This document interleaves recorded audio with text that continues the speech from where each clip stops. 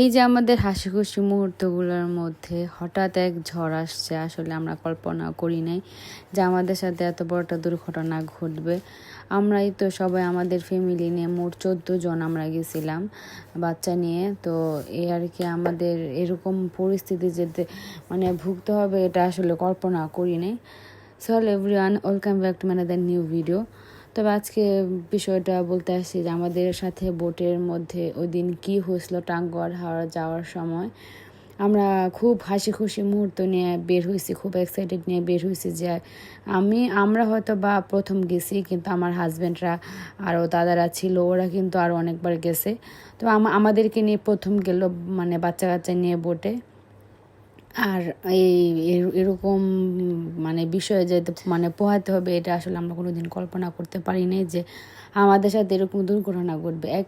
একে তো বৃষ্টি ছিল, আচ্ছা বৃষ্টিটা কোনো ফ্যাক্ট না, কিন্তু এছাড়া যে আমাদের সাথে যা ঘটলো একটুক্ষণের মধ্যে বিষয়টা অন্যরকম হয়ে গেছে। আমি আমার মাকে নিয়ে গেছি, আমার শাশুড়িকে নিয়ে গেছি, গার্জেন অনেক ছিল।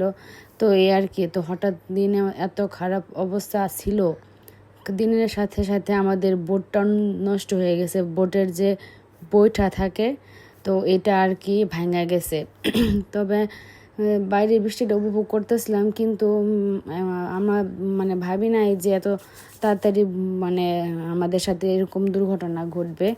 তবে বোটটা ভাঙা যাওয়ার পরে বোটের বইটাটা ভাঙা যাওয়ার পরে আমাদের সবারই খুব খারাপ অবস্থা। আমার মা তো একদম কান্দো কান্দো অবস্থা। তারপরে এখান থেকে দেখতে পারতেছেন যে একটা বোট আসছে, আমাদেরকে প্রায় 3 ঘন্টা হাওরের মধ্যে রাখছে। এক হাওরের বইটা আজকে ঠিক হবে না বইলা আমাদেরকে 3 ঘন্টা এই হাওরের মধ্যে রাখছে। আরেক বোট আসছে, আমাদেরকে একটা পাড়ি নেওয়া যায়, তারপরে আবার আরেকটা বোট দিয়ে তারপরে দেখতে তো পারছেন কীভাবে সামনে একটাকে টাইনা আরেকটা নেওয়া যায় আর কি, এরকম অবস্থা নিয়ে একটা পাড়ি কিনার করছে। তারপর আমরা অন্য বোটে ট্রান্সফার হয়েছি।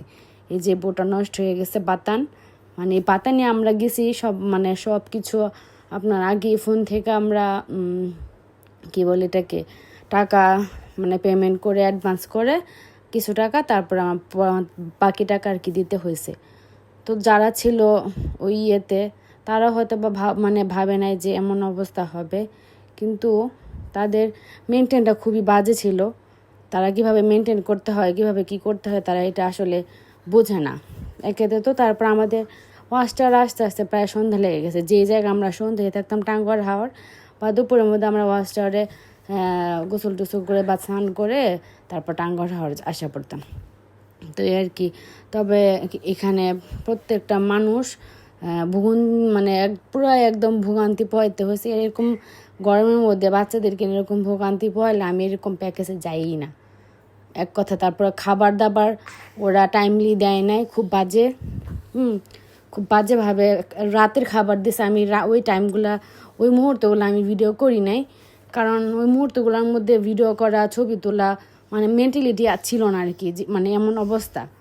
তারপর আমরা রাতের বেলা তারা খাবার দিয়েছে আমাদেরকে 2টায়, যে জায়গায় 10টা-11টার মধ্যে খাবার দেওয়ার কথা সকালে খাবার দিছে, যে জায়গায় 8টা-9টার মধ্যে খাবার দেওয়ার কথা সেই জায়গায় দিছে তারা 12টার দিকে। ঠিক আছে, 12টার দিকে তারা খাবার দিছে। তো আর কি, তারপর আমরা কিছু বলি না, কিন্তু শেষ মুহূর্তে ওরা এসে আমাদেরকে 10 মিনিটও সময় দিবে না।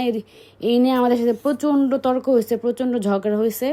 এটাও ভিডিও করি নাই, কারণ কি জানেন, কারণ এগুলা করতে গেলে দেখা গেলে কি ভালো থেকে খারাপ হইতে পারে। হ্যাঁ, এর জন্য এগুলো নিয়ে আমরা কোনো বাড়াবাড়িও করি না। আমরা কিন্তু চাইলেই পারতাম অন্য বোটে নিয়ে আসতে, হ্যাঁ, কিন্তু সেই ক্ষেত্রে আমরা করি নাই। যাই হোক, ওদেরও যারা বোটের দায়িত্বে ছিল ওদের আসলে যারা নিয়ে আসছে ওরা হয়তো বা ভাবে নাই যে বোটটা এরকমভাবে নষ্ট হয়ে যাবে। যাই হোক, পুরাটাই ভাগ্য। তার উপরে আমাদের সাথে যে যে ব্যবহারগুলো করা হয়েছে এগুলো আসলে আমরা কাম্য ছিলাম না। যে জায়গায় আমাদের বোট দিয়ে জাদুঘরটা নদী হয়ে আমাদের শিমুল বাগান আসতে হইতো, ওই জায়গায় আমরা যে গাড়ি নিয়ে তারপর আসতে হয়েছে। অনেক কষ্ট, রাস্তা এত ভাঙা, বিশাল ভাঙা। এরকম ভাঙা রাস্তা নিয়ে মানুষগুলা যে এত কষ্ট করে আমরা গেছি এমন জানলে আমরা আসতামই না। তারপরে হাইটটা কতটা দূর শিমুল বাগান আসতে হয়েছে, এরকম ভুগন্তি পয়লা আমরা প্রথম দিন তো কোনো কিছু করতেই পারি নাই। ঘোরাঘুরি কোনো কিছু করতে পারি না, সারা রাত সারাদিন ভোটে। পরের দিন সকালে 12টার দিকে তারা নাস্তা দিছে, তারপরে আমরা একটু ঘোরার সুযোগ পাইলাম, তারপর আবার 4টার দিকে ব্যাকই করতে হয়েছে। তো এভাবে আসলে আপনারা যদিও হাউস বোটে যাইতে চান তাহলে আপনারা যাচাই বাছাই করে বোটে ওঠার চেষ্টা করবেন, কারণ আমাদের মতো এরকম যেন কোনো কিছু পোহাইতে না হয়। ময়মনসিংহের ট্রাভেল ট্যুরের পেজ, ওইখান থেকে আমরা বুক করে গেছিলাম। তবে আমাদের মতো এরকম হ্যাসেল যেন পোহাতে না হয় আপনারাও যাচাই বাছাই করে কিভাবে কি করতে হবে তারপর আপনারা বোট ঠিক করবেন। তারাই আমাদেরকে প্রথম টিপে নেওয়া গেছিল, তবে এরকম যদি প্রথম টিপ ওদের জানতাম তাহলে আমরা হয়তো এই বোট ঠিকই করতাম না।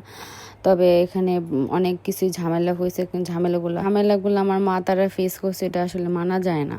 এই বয়সে আসে ওদের জন্য এটা প্রাপ্য ছিল না। আসলে বোর্ডটা তো আমি ঠিক করছিলাম, তাই আমার লজ্জাটা বেশি লাগছে। আমি কিন্তু চাইলে এই পেজটার নামটা আমি ঠিকই মেনশন দিতে পারতাম, কিন্তু দিব না। আবারও বলছি যে আপনারা যদি বোর্ড ঠিক করেন ভালো করে যাচাই বাছাই করে তারপরে বোর্ড ঠিক করবেন।